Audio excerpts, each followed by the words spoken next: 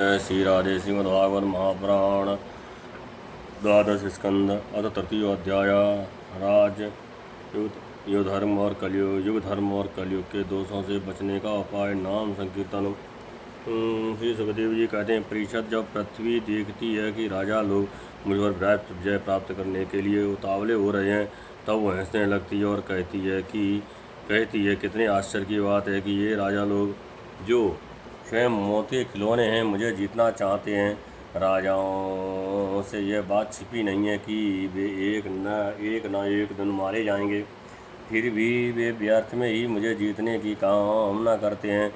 सचमुच इस कामना से अंधे होने के कारण ही वे पानी के बुलबुले के समान क्षणभंगुर शरीर पर विश्वास कर बैठते हैं और धोखा खाते हैं। वे सोचते हैं कि हम पहले मन के सहित अपनी पांचों इंद्रियों पर विजय प्राप्त करेंगे, अपने भीतरी शत्रुओं को बस में करेंगे, क्योंकि इनको जीते बिना बाहरी शत्रुओं को जीतना कठिन है। उसके बाद अपने शत्रु के मंत्रियों, आमात्यों, नागरिकों, नेताओं और समस्त सेना को भी बस में कर लेंगे।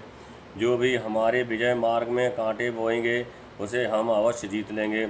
इस प्रकार धीरे धीरे क्रम से सारी पृथ्वी हमारे अधीन हो जाएगी और फिर तो समुद्र ही हमारे राज्य की खाई का काम करेगा। इस प्रकार वे अपने मन में अनेकों आशाएं बांध लेते हैं और उन्हें ये बात बिल्कुल नहीं सूझती कि उनके सिर पर काल सवार है। यहाँ तक नहीं कि जब एक द्वीप उनके वश में हो जाता है, तब वे दूसरे द्वीप पर विजय करने के लिए बड़ी शक्ति और उत्साह के साथ समुद्र यात्रा करते हैं।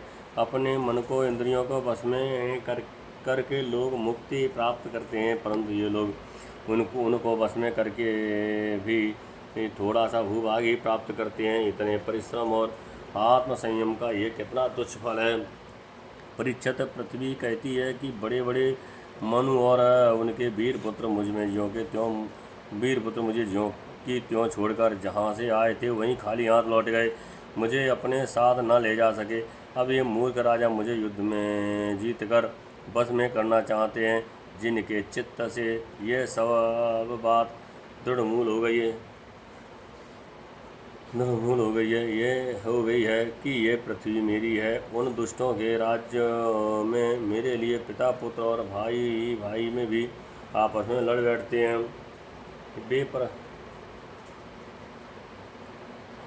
वे परस्पर इस प्रकार कहते हैं कि ओ मूढ़, ये सारी पृथ्वी मेरी ही तो है, तेरी नहीं है। इस प्रकार राजा लोग एक दूसरे को कहते सुनते हैं, एक दूसरे से स्पर्धा करते हैं, मेरे लिए एक दूसरे को मारते हैं और स्वयं मर मिटते हैं।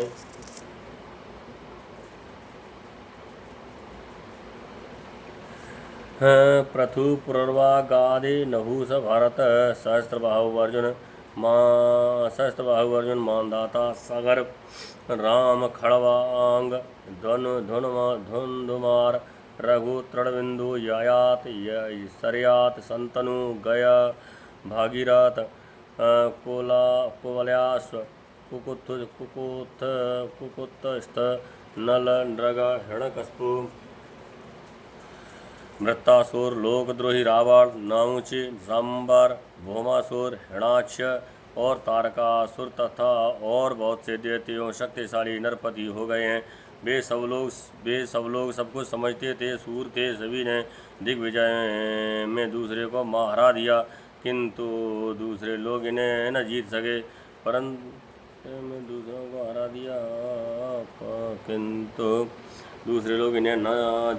परंतु सबके सब मृत्यु के ग्रास बन गए। राजन, उन्होंने अपने पूरे अंतःकरण में मुझसे समता की और समझा कि यह पृथ्वी मेरी है, परंतु विकराल काल ने उनकी लालसा पूरी न होने दी। अब उनके बल, पौरुष और शरीर आदि का कुछ पता ही नहीं है, केवल उनकी कहानी मात्र शेष रह गई है। परीक्षित, संसार में बड़े बड़े प्रतापी और महान पुरुष हुए हैं, वे लोगों में अपने यश का विस्तार करके यहाँ से चल बसे। मैंने तुम्हें ज्ञान और वैराग्य का उपदेश करने के लिए ही उनकी कथा सुनाई है। ये सब वाणी का विलास मात्र है, इसमें परमार्थिक सत्य कुछ भी नहीं है। भगवान श्री कृष्ण का गुणानुवाद समस्त अमंगल का नाश करने वाला है और बड़े बड़े महात्मा उसी का गान करते रहते हैं। जो भगवान श्री कृष्ण के चरणों में अत्यंत प्रेममयी भक्ति की लालसा रखता है उसे नित्य निरंतर भगवान के दिव्य गुणानुवाद का ही श्रवण करता रहना चाहिए। उसे नित्य निरंतर भगवान के दिव्य गुणानुवाद का ही श्रवण करते रहना चाहिए। राजा परीक्षित ने पूछा, भगवान मुझे तो कलयुग में रास दोष ये दिखाई दे रहे हैं, उस समय लोग किस उपाय से उन दोषों का नाश करेंगे? इसके अतिरिक्त योगों का स्वरूप उनके धर्म कल्प की स्थिति और प्रलय काल के मान एवं सर्वव्यापक सर्वशक्तिमान भगवान के काल रूप का भी यथावत वर्णन कीजिए। श्री सुखदेव जी कहते हैं, परीक्षित, सतयुग में धर्म के 4 चरण होते हैं। वे चरण हैं सत्य, दया, तप और दान। और उस समय के लोग पूरी निष्ठा के साथ अपने अपने धर्म का पालन करते हैं। धर्म स्वयं भगवान का स्वरूप है। सतयुग के लोग बड़े संतोषी और दयालु होते हैं। वे सबसे मित्रता का व्यवहार करते और शांत रखते हैं। मित्रता का व्यवहार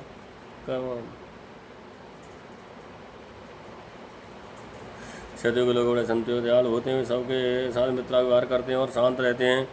इंद्रियां और मन उनके बस में रहते हैं और सुख दुख आदि द्वंद्वों को वे समान भाव से सहन करते हैं। अधिकांश लोग तो समदर्शी और आत्माराम होते हैं और बाकी लोग स्वरूप स्थिति के लिए अभ्यास में तत्पर रहते हैं। परीक्षित, धर्म के समान अधर्म के भी 4 चरण हैं, असत्य, हिंसा, असंतोष और कलह।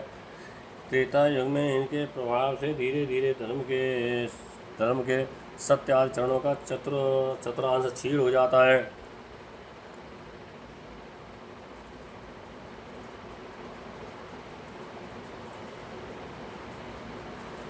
सत्य आदि चरणों का चतुर्थांश क्षीण हो जाता है।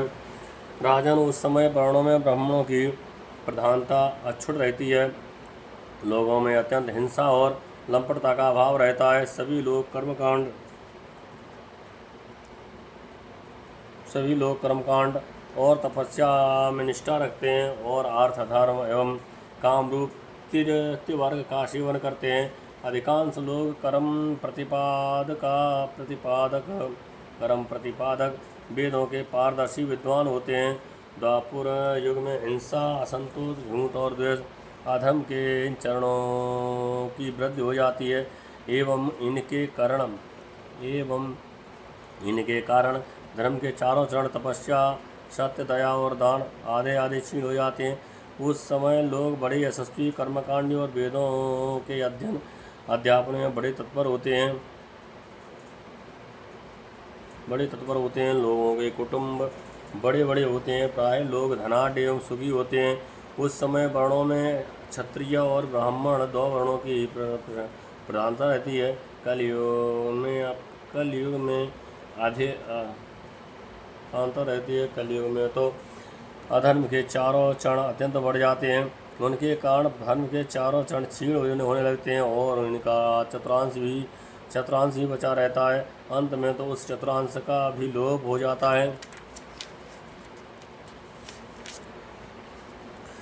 कलयुग में लोग लोभी, दुराचारी, कठोर और हृदय होते हैं। वे झूठ मूठ एक दूसरे से बैर मोल लेते हैं एवं लालसा तथा की तरंगों में बहते रहते हैं। उस समय के अभागे लोगों में शूद्र, केवट आदि की ही प्रधानता रहती है। सभी प्राणियों में 3 गुण होते हैं, सत्व, रज और तम। काल की प्रेरणा से समय समय पर शरीर, प्राण और मन में उनका ह्रास और विश्वास भी हुआ करता है। जिस समय मन, बुद्ध और इंद्रियां सत्वगुण में स्थित होकर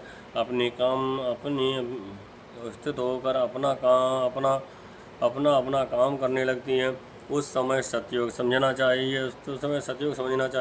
सतयुग की प्रधानता से समय मनुष्य ज्ञान और तपस्या से अधिक प्रेम करने लगता है।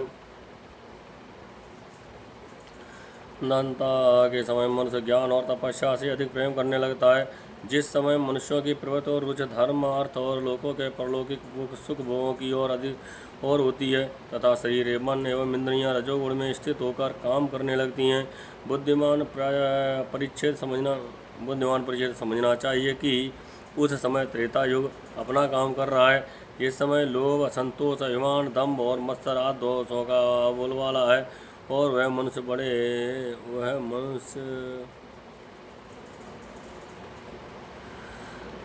जिस समय लोभ, संतोष, अभिमान, दंभ और मत्सर आदि दोषों का बोलबाला हो और मनुष्य बड़े उत्साह तथा रुचि के साथ सकाम कर्मों में लगना चाहे, उस समय द्वापर युग को समझना चाहिए। अवश्य रजोगुण तमोगुण की मिश्रित प्रधानता का नाम ही द्वापर है।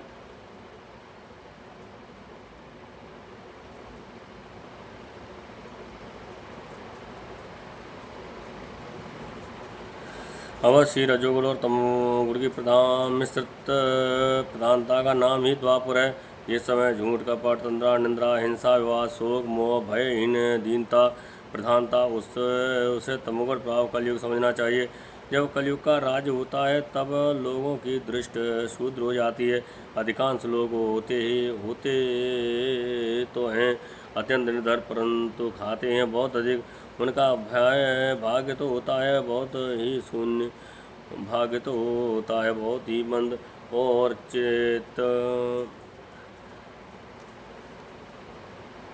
उनका भाग्य तो होता है बहुत ही मंद और चित्त में कामनाएं होती हैं। बहुत बड़ी बड़ी स्त्रियों में दृष्टता और कुलटापन की बुद्धि हो जाती है। सारे देश में गांव गांव में लुटेरों की प्रधानता एवं प्रचुरता हो जाती है। पाखंडी लोग अपने नए नए मत चलाकर मनमाने ढंग से वेदों का तात्पर्य निकालने लगते हैं और इस प्रकार उन्हें कलंकित करते हैं। राजा कहलाने वाले लोग प्रजा की सारी कमाई हड़प कर उन्हें चूसने लगते हैं। ब्राह्मण नामधारी जीव पेट भरने के लिए जननेंद्रियों को तृप्त करने में ही लग जाते हैं। ब्रह्मचारी लोग व्रत से रहित और अपवित्र रहने लगते हैं। ब्रह्मचारी लोग ब्रह्मचर्य व्रत से रहित और अपवित्र रहने लगते हैं। गृहस्थ दूसरों को भिक्षा देने के बदले स्वयं भीख मांगने लगता है। वानप्रस्थी गाँव में बसने लगते हैं और सन्यासी धन के अत्यंत लोभी अर्थ पिशाच हो जाते हैं। स्त्रियों का आकार तो छोटा हो जाता है पर भूख बढ़ जाती है। उन्हें संतान बहुत अधिक होती है और वे अपनी कुल मर्यादा का उल्लंघन करके लाज हया जो इनका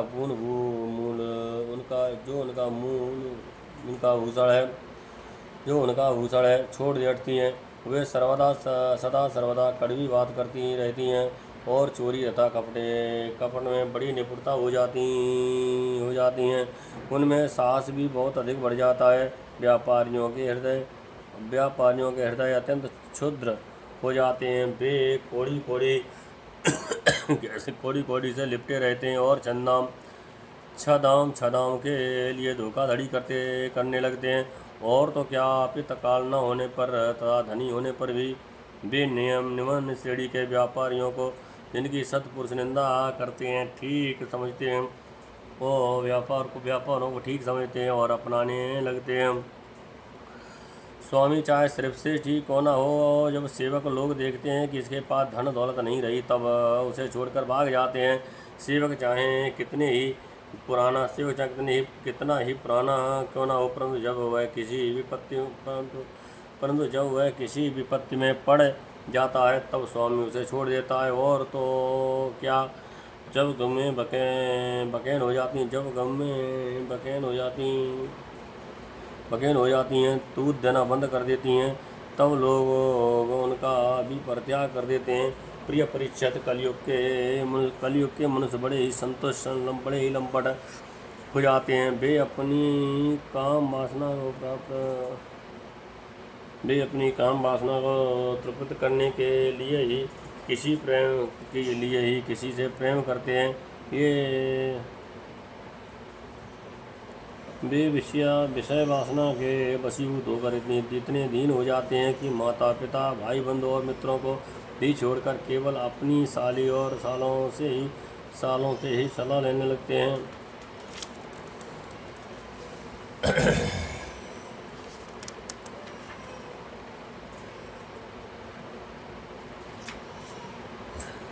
शूद्र तपस्वियों का भेष बनाकर अपना पेट भरते हैं और दान लेने लगते हैं। जिन्हें धर्म का रत्ती भर भी ज्ञान नहीं है, वे ऊंचे सिंहासन पर विराजमान होकर धर्म का उपदेश करने लगते हैं।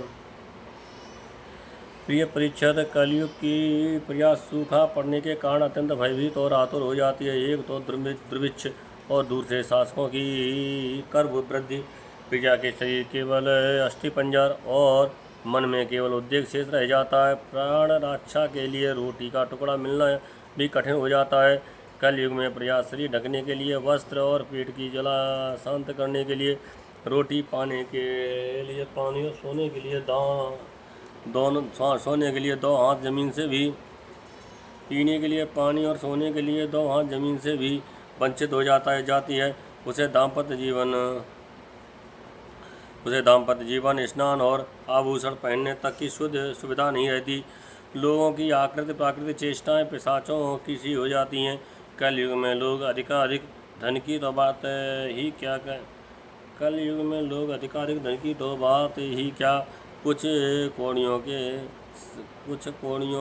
के लिए आपस में बैर विरोध करने लगते हैं और बहुत दिनों के सद्भाव तथा मित्रता को तिलांजलि दे देते हैं। इतने ही नहीं, वे दमड़ी लिए अपने सगे संबंधियों तक की हत्या कर बैठते हैं। अपने प्रिय प्राणों से भी हाथ धो बैठते हैं। परीक्षित, कलयुग के क्षुद्र प्राणी केवल काम वासना की पूर्ति और पेट भरने की धुन में ही लगे रहते हैं। पुत्र अपने बूढ़े माँ बाप को भी रक्षा पालन नहीं करते। पुत्र अपने बुरे माँ बाप की भी रक्षा पालन शोषण नहीं करते, उनकी उपेक्षा कर देते हैं और पिता अपने निपुण से निपुण सब कामों में योग्य पुत्रों की परवाह नहीं करते, उन्हें अलग कर देते हैं। परीक्षित, भगवान ही चराचर जगत के परम पिता हैं और परम गुरु हैं। रुद्र ब्रह्मा त्रिलोकपति उनके चरण कमलों से अपना सिर झुकाकर सर्वोच्च समर्पण करते रहते हैं। परीक्षित, श्री भगवान ही चराचर जगत के परम पिता और परम गुरु हैं। इंद्र ब्रह्मा त्रिलोकपति उनके चरणों कमलों में अपना सिर झुकाकर सर्वथा संपूर्ण समर्पण करते रहते हैं। उनका ऐश्वर्य अनंत है और वे एक रस अपने स्वरूप में स्थित हैं, परंतु कलयुग में लोगों में इतनी मूर्खता फैल जाती है पाखंड के कारण लोगों का चित्त इतना बढ़ जाता है कि प्रायः लोग अपने कर्म और भावनाओं के द्वारा भगवान की पूजा से विमुख हो जाते हैं।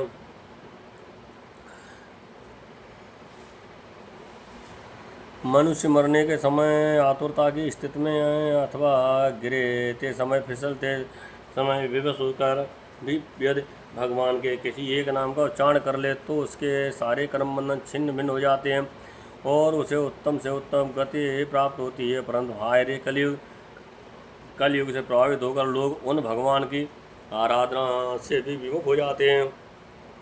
परीक्षित, कलयुग के अनेकों दोष हैं। कुल वस्तुएं दूषित हो जाती हैं, स्थानों में भी दोष की प्रधानता हो जाती है। सब दोषों का मूल स्रोत तो अंतःकरण है ही, परंतु जब पुरुषोत्तम भगवान हृदय में आ विराजते हैं तब उनकी सन्निधि मात्र से ही सब दोष नष्ट हो जाते हैं। भगवान के रूप, गुण, लीला, ध्यान और नाम के स्मरण, कीर्तन, ध्यान, पूजन और आदर से वे मनुष्य के हृदय में आकर विराजमान हो जाते हैं और एक दो जन्म के पापों की तो बात ही क्या है, हजारों जन्मों के पाप के ढेर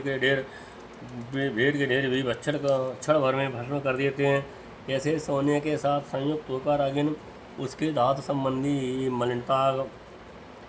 मलिनता आदि दोषों को नष्ट कर देती है, वैसे ही साधकों के हृदय में स्थित होकर भगवान विष्णु के अशुभ संस्कारों को सदा के लिए मिटा देते हैं। परीक्षित, विद्या, तपस्या, प्राणायाम, समस्त प्राणियों के प्रति मित्र भाव, तीर्थ स्थान, व्रत, दान और जब आज किसी भी साधन से मनुष्य के अंतःकरण की वैसी या वास्तविक शुद्ध नहीं होती। मनुष्य के अंतःकरण की वही वास्तविक शुद्धि नहीं होती, जैसी शुद्ध भगवान के पुरुषोत्तम के हृदय में विराजमान हो जाने पर होती है। परीक्षित, अब तुम्हारी मृत्यु का समय निकट आ गया है। अब सावधान हो जाओ। पूरी शक्ति से और अंतःकरण की सारी वृत्तियों से भगवान श्री कृष्ण को अपने हृदय सिंहासन पर बैठा लो। ऐसा करने से अवश्य ही तुम्हें परम गति प्राप्त होगी। तो जो लोग मृत्यु के निकट पहुँच रहे हैं उन्हें सब प्रकार से परम ऐश्वर्यशाली भगवान का ही स्थान का ध्यान करना चाहिए। प्यारे परीक्षित, जो लोग मृत्यु के निकट पहुंच रहे हैं उन्हें सब प्रकार से परम ऐश्वर्यशाली भगवान का इसमें ध्यान करना चाहिए। प्यारे परीक्षित, सबके परम आश्रय सर्वात्मा भगवान अपना ध्यान करने वाले को अपने स्वरूप में लीन कर लेते हैं, उसे अपना स्वरूप बना लेते हैं। परीक्षित, यूँ तो कलयुग दोषों का खजाना है, परंतु इसमें एक बहुत बड़ा गुण है। वह गुण यही है कि कलयुग में केवल भगवान श्री कृष्ण का संकीर्तन करने मात्र से ही सारी आसक्तियाँ छूट जाती हैं और परमात्मा की प्राप्ति हो जाती है। सत्ययुग में भगवान का ध्यान